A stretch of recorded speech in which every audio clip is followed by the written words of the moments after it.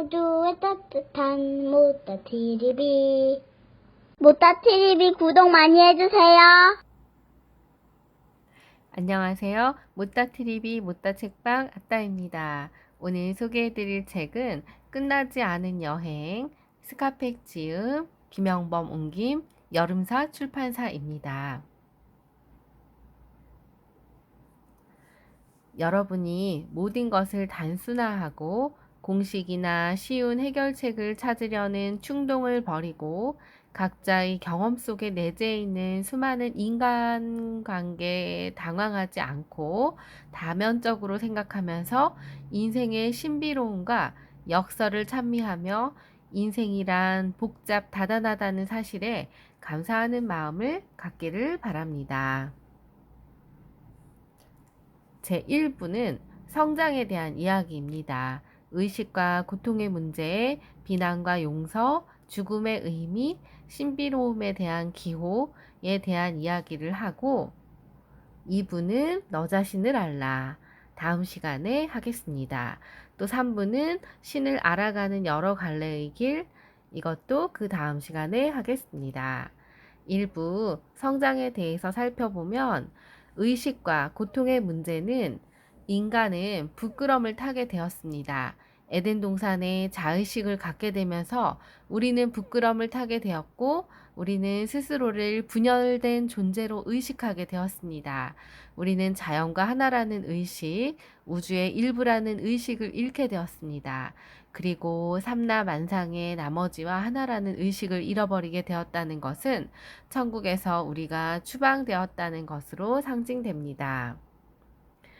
성장의 고통. 실제로 우리는 에덴에 돌아갈 수 없습니다. 우리는 인생이라는 사막을 거쳐 황폐한 불모의 땅을 고통스럽게 넘어 점차로 더 깊은 의식의 수준으로 향하는 길을 개척하며 앞으로 전진할 수 있을 뿐입니다. 사람들은 안전하게 보이는 장소를 발견하면 모래에 굴을 파고 거기에 눌러앉아 고통스러운 사막을 통과하지 않습니다. 너무나 고통스럽기 때문에 가능한 한 빨리 포기하고 맙니다. 인생의 초기에 배우고 성장하기를 그만둔 사람들, 변화하기를 그만두고 고정되어 버린 사람들은 종종 소위 제2의 유년기에 빠집니다. 이 사람들은 불평을 하고 지나친 요구를 하며 매사에 자기중심적입니다. 이들은 첫 번째 유년기를 벗어나지 못해서 의식 아래에 잠재한 감정적인 유아성을 드러내면서 성인기를 가린 거치장이 닳아서 얇아진 것입니다. 이는 어른의 옷을 걸치고 활보하는 감정적인 아이들로 비유했습니다. 또한 의사를 찾아오는 사람들이 그렇지 않은 사람들보다 더 미숙해서가 아니고 반대로 진심으로 성장하고자 하는 의도를 가지고 정신치료를 받으러 오는 사람들은 성숙하지 못해서 야기된 자신들의 유치함에 신물난 사람들입니다. 이런 사람들은 극소수입니다. 사람들은 진정으로 성숙에 관한 이야기하기를 원하지 않습니다. 그것은 너무나 고통스럽기 때문입니다. 건설적인 고통. 고통은 비생산적인 고통과 생산적인 고통 두 가지가 있는데요. 두통과 같은 비생산적인 고통은 당장 제거해야 하지만 생산적인 고통은 참아내고 헤쳐나가야 합니다. 두려움이 없는 것은 용기가 아닙니다. 두려움을 모르는 것은 일종의 뇌상인데 용기란 두려움에도 불구하고 고통을 무릅쓰고 앞으로 전진하는 능력입니다. 두려움을 극복하는 것이야말로 자신을 강하게 만들어주고 성장을 향해 앞으로 크게 나아가는 것입니다. 상대적으로 소수인 충분하게 성숙한 사람들이 지닌 특징은 인생에서 바라는 것을 채우는 것은 자신들의 책임, 심지어는 기회라고 생각하는 것입니다. 의식과 치유. 사막을 통과해서 아무리 멀리 전진하려면 존재론적인 고통과 기꺼이 대면해서 돌파해야 합니다. 그러려면 고통을 대하는 자세를 바꿀 필요가 있습니다. 가장 빠르게 그 태도를 변화시키는 방법은 우리에게 일어나는 모든 일이 우리의 영적 성장을 위해 계획되었다고 받아들이는 것입니다. 사막의 오아시스. 의식으로 더 고통스러워질 수도 있지만 더 큰 기쁨을 맛볼 수 있습니다. 사막 안으로 더 깊이 들어가기 때문에 한 번도 본 적 없는 푸르고 아담한 오아시스를 발견할 것입니다. 더 깊게 들어가면 모래 밑에 맑은 물이 흐르는 개울도 발견하고 더 깊게 들어가면 여러분 자신의 궁극적인 운명을 완수할 수도 있습니다. 고통을 더 많이 받아들일수록 더 많은 기쁨을 느낍니다. 이것이야말로 궁극적으로 이 여행을 너무나 가치 있게 만드는 진정한 희소식이라고 합니다. 비난과 용서 2장입니다. 용서하는 법을 배우면 부쩍 성장할 수 있습니다. 비난은 항상 분노와 함께 시작됩니다. 분노는 뇌에서 비롯된 강력한 감정인데 분노 그 자체만으로 나쁜 것은 아닙니다. 다른 생명체가 우리의 영역을 침범할 때 자기 영역을 보호하기 위해 작동하는 본능과 같은 기제입니다. 비난과 비판. 우리가 모두 죄인이기는 해도 때로는 돌을 던지는 일도 살다 보면 필요할 때가 있죠. 직원이 일을 못해서 해고해야 한다면 어떨까요? 여러분은 그 사람을 비난하는 것이 옳다고 어떻게 확신하겠습니까? 솔직히 말하면 알 수 없는 일입니다. 그렇기 때문에 우선 자기 자신을 돌아봐야 합니다. 다음과 같은 질문을 자신에게 던질 필요가 있습니다. 내가 그가 가진 문제들에 대해서 고민을 했던가? 나는 상대와 마주해서 불편한 상황이 악화되게 미룬 것은 아닌가? 이런 식으로 정직하게 답해보면 사람에 따라 다르게 대하는 법을 알게 되고 잔인한 판단을 피할 수 있을 것입니다. 무지의 고통. 매 순간 질문을 던질 수밖에 없습니다. 하지만 올바른 일을 했다고 확신하기 위해서는 무지로 인한 고통을 견뎌내야만 할 것입니다. 진리와 의지. 강한 의지를 가진 것은 자기를 주장할 수 있는 대단한 힘을 가진 것이고 엄청난 축복을 받은 것입니다. 하지만 모든 축복은 그 안에 저주를 감추고 부작용도 수반하죠. 강한 의지에서 나타나는 최악의 부작용은 강한 기질, 즉 분노입니다. 어떻게 의지에 마구를 채울 것인가?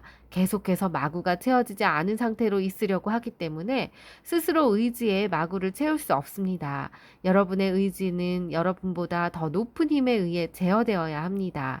외고집이란 마구가 채워져 있지 않은 인간의 의지를 나타내는 말인데 반면에 자발성이란 더 높은 힘에 의해서 소명을 받고 이끄는 대로 기꺼이 가려고 하는 사람들이 지닌 강한 의지와 같습니다. 비난 게임. 세상에서 가장 악한 일을 저지르는 사람들이 자기 자신보다 더 높은 힘에 대해 알지 못하는 것은 당연합니다. 악인들은 매우 강한 의지를 가진 사람들인데요. 그 사람들은 자기애적이고 자아도취에 빠지고 자신의 의지가 가장 중요하기 때문에 이들이야말로 가장 부적절하고 파괴적이고 비난에 탐닉하는 사람들입니다. 이 사람들은 자신의 눈에서 들보를 빼낼 수 없는 그런 시도조차 하지 않은 사람들인데요.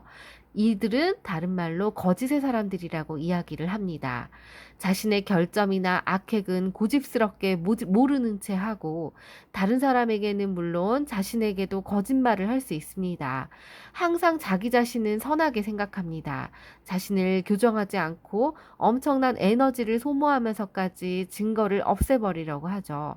전력을 다해서 제멋대로 자신의 의지를 타인에게 강요하고 자신의 망가진 자아를 보호하려고 합니다.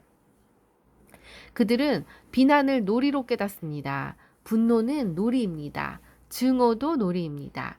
다른 즐거움을 주는 행동과 마찬가지로 비난은 습관이 되어서 그런 행동에 빠져듭니다. 뷰크너는 분노를 열거하면서 그것을 뼈를 갉아먹는 것에 비유했습니다. 다른 사람을 비난하는 것은 습관이 됩니다.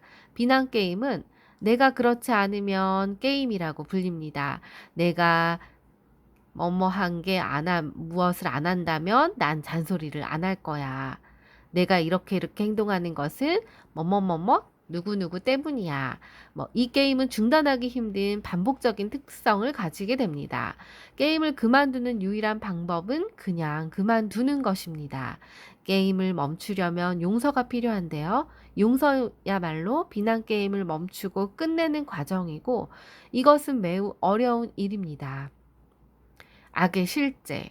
용서란 사람들이 악과 같은 것은 존재하지 않는다고 확신할 때만 쉽게 용서할 수 있죠. 그러나 그렇지 않습니다. 잘못된 인식 때문에 함정에 빠집니다. 뉴에이지 운동에 빠져 있는 너무나 많은 사람들이 지지한다라는 의미가 항상 지지한다라고 믿게 되어서 최악의 경우 히틀러 같은 사람도 맞닥뜨리면 지지한다는 것입니다. 용서란 악과 정면으로 맞서는 행위입니다. 예를 들어서 의붓아버지에게 이렇게 말하는 것입니다. 아무리 그럴 만한 이유가 있어도 아버지가 하신 일은 잘못이에요. 그러니 아버지는 제게 죄를 저지른 것입니다.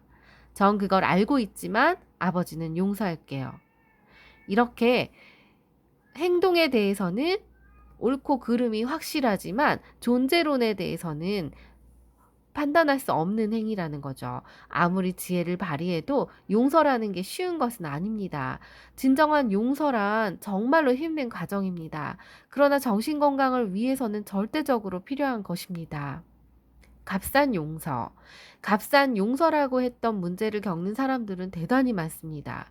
죄가 밝혀진 후에야 비로소 용서를 할 수 있습니다. 어린 시절로 고통받는 사람들을 관찰해 보면 자신의 부모를 전혀 용서하고 있지 않다는 것을 알게 됩니다. 이런 사람들을 치료할 때 제일 먼저 하는 일은 이들의 부모를 심판대 위에 세우는 것입니다. 그리고 상당히 이 일은 복잡합니다. 최종 판결이 이루어질 때까지 항소와 재항소를 거쳐야 합니다. 이 과정은 너무나도 번거롭기 때문에 사람들이 대부분 값싼 용서를 선택해 버립니다. 하지만 진정한 용서가 발휘될 수 있는 것은 유죄 판결이 났을 때만이 가능합니다. 따라서 어떤 것인지 그 죄가 무엇인지 드러내야 되고 밝혀야 한다는 것입니다. 비난과 마조이즘. 마조이즘을 겪는 사람들은 상당히 많습니다. 육체적인 고통에서 성적 쾌감을 얻는다는 뜻이 아니라 다소 이상한 방식으로 고질적으로 자기 파괴적인 성향을 드러낸다는 뜻입니다. 고질적인 자기 파괴적인 패턴을 드러내는 사람들은 값싼 용서의 희생자입니다.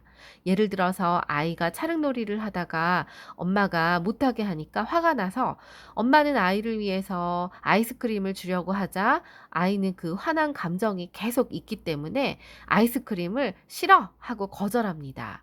이것이 바로 마조이즘의 예인데요. 좋아하는 것보다 엄마에 대한 미움에 더욱 몰입하는 순간 이를 변장한 증오, 변장한 분노라고 합니다. 마조이즘은 항상 자기의 모습을 변장하기 때문에 나타나는 사디즘입니다. 이것이 그들의 뼈라면 그 뼈를 계속 물어뜯는 유일한 방법은 계속 괴롭힘을 당하는 것입니다.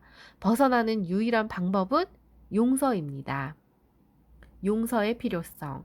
부모님은 기억도 못하는데 나만 용서하라고요? 물론입니다. 치유하는 데는 용서가 필요하니까요. 그것이 아무리 고통스럽다고 해도 말입니다. 부모님을 용서할 때까지는 자기 자신이 괴로운 상태로 있게 됩니다. 물론 좋은 경험이 있을 수도 있지만 억압이 될수록 나쁜 기억만 떠오릅니다. 오랫동안 분노에 집착할수록 자기 자신에게 상처를 줍니다. 용서의 과정은 이기적으로 이루어집니다. 다른 사람을 용서하는 이유는 그 사람을 위한 게 아니라 우리 자신과 내 자신의 건강을 위해서입니다. 왜냐하면 치료에 도움을 주는 정도를 넘어서 분노에 집착하면 우리는 성장을 멈추고 영혼이 오그라들기 시작하기 때문입니다. 3장 죽음의 의미. 성장하여 우리 모두는 죽음이 온다는 걸 깨닫습니다. 인생이 유한하기 때문에 대다수 허무한 감정에 빠지는데요. 섹스피어의 맥베스는 비탄한다. 인생은 움직이는 그림자에 불과하다. 인생은 소람스럽고 분노에 차 있지만 아무런 의미도 없이 바보가 짓거린 얘기다. 죽음의 공포. 나는 그렇게 믿지 않는다. 저자는 그렇게 믿지 않는다고 합니다. 죽음은 의미를 빼앗는 것이 아니라 의미를 주는 것인데요. 죽음이 호의적인 이유는 죽음을 통해 삶에 대한 의미를 찾을 수 있기 때문입니다. 사람들이 죽음을 고민하지 않습니다. 생각하기도 싫어합니다. 자신의 의식 속에 자신의 진정한 종착지는 곧 죽음인데 말입니다.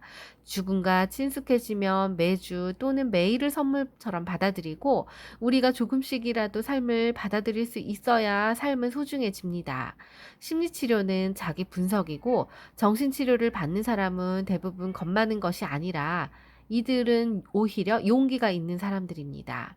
죽을 때 선택하는 것은 심리치료를 받은 사람들이 그렇지 않은 사람보다 2배 정도 더 오래 살았다는 연구 결과가 있다고 하네요. 암에 걸린 2집단의 여자들을 대상으로 한 연구에서 얻은 놀라운 결과라고 합니다. 기적적인 치료. 모든 질병의 원인은 심리적이고 정신적이고 사회적이고 육체적인 것과 맞물려 있습니다. 뗄래야 뗄 수가 없죠. 육체적이고 심신상관적인 장애들을 보면 우리가 겪는 고통이 심신상관적으로 구성되어 있다는 것은 수세기 동안 우리의 언어 속에 인지되어 왔습니다. 정신의학자들은 기관 언어라고 말하는 것이 있는데 이는 심신상관적인 지혜를 반영합니다. 무슨 말이냐면 신체와 정신은 밀접하게 연관되어 있다라는 뜻입니다. 우리가 단순히 죽음을 일종의 사고라고 여기면 죽음이라는 현실뿐만 아니라 그 신비로움마저도 무시하게 됩니다. 죽음을 이해하기. 임사체험을 하는 사람들의 대부분이 다음과 같은 순서대로 변화한다고 설명합니다. 우선 그들은 마치 자신들이 천장에 있는 것처럼 침대에 누워서 자기 몸을 바라보고 의사, 간호사들이 자신에게 무엇을 하는지 아주 정확하게 보았다고 기억합니다. 그 다음엔 어두운 터널을 지나가는 경험을 한 다음에 터널을 빠져나오자마자 어떤 빛과 맞닥뜨리게 되고 빛의 존재에 의해서 자신들의 삶을 회상한다고 합니다. 그러면서 자신들의 삶이 얼마나 엉망이었는지를 알게 되고 하지만 그 빛과 같은 존재가 엄청난 사랑과 용서를 베풀고 있다는 걸 깨닫는다고 합니다. 그리고 나서 빛의 존재가 그들에게 돌아가라고 명령하고 마지못해 그 빛에 복종하며 되돌아온다고 합니다. 그들은 임사체험을 통해 죽음 이후의 삶에 대해 반드시 믿게 되고 죽는다는 것에 대한 두려움이 훨씬 경감되었다고 합니다. 죽음에 가까이 다가갔다가 살아나면 생각한 것보다 죽음이 두렵지 않게 된다는 것이 흥미롭습니다. 우리는 배우기 위해 여기 있습니다. 우리에게 생긴 모든 일들은 우리가 배우는 것을 도와줍니다. 또한 죽음보다 더 많이 배울 수 있게 해주는 것은 그 어디에도 없습니다. 개인 치료도 최종 기한을 설정하게 되면 효과를 발휘하는데요. 종결, 한계를 지어 놓으면 죽음의 문제를 고민해 볼 기회가 생깁니다. 죽음의 성장 단계들. 죽어가는 사람들의 단계를 경험했는데 어떤 단계를 경험하냐면 처음에는 부인한다고 합니다. 그 다음에는 분노를 하게 되고 거래를 하게 되고 우울해지면서 수용하고 받아들이게 됩니다. 우울해서 수용으로 접어들 때 대단히 고요하고 평온해지며 심지어 가벼워지는 단계로 온다고 합니다. 여기까지 오는 것도 쉽지 않은 단계인데요. 죽음을 받아들인 사람들은 자신의 안에서 빛을 갖게 됩니다. 고통스러운 사람들은 부인과 분노하며 거래하기 때문인데요. 우리가 심리적으로 영적인 성장의 측면에서 중대한 발걸음을 내디딜 때마다 정확하게 같은 순서대로 같은 단계를 경험하게 된다고 합니다. 죽는 법 배우기. 우리가 가진 시간이 짧다는 것을 의식해야 우리에게 주어진 시간을 최대한으로 활용하게 됩니다. 우리는 죽음과 대결을 벌여야 하고 죽음의 신비로움과 분투해야 합니다. 그래야만 죽음을 충분하게 길들여서 우리 왼쪽 어깨 위에 올려놓을 수 있습니다. 거기에 앉혀놓고 우리는 밤이고 낮이고 계속해서 죽음이 베풀어주는 현명한 조언의 혜택을 누릴 수 있다고 합니다. 죽음이 두려운 것은 정상적입니다. 죽음은 미지의 세계이기 때문인데요. 예수님의 피 흘림과 죽음이라는 모든 현실을 단순히 외면하려고만 하나 늘 살펴야 한다고 합니다. 죽음에 대한 두려움과 나르시시즘. 죽음의 지나친 두려움은 우리 자신의 나르시시즘 때문입니다. 매우 복잡한 현상인데요.